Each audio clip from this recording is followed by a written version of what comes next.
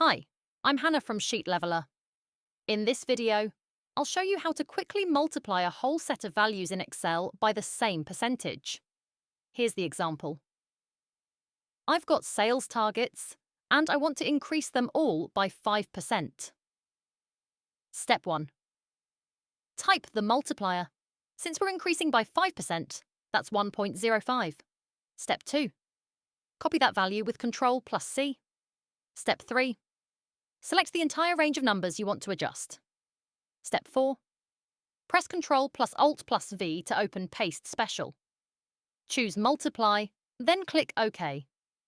Excel instantly multiplies all the values by 1.05. Finally, if you want to format the numbers as currency, use Ctrl+Shift+$. And that's it. Quick and simple. I'm Hannah from Sheet Leveler.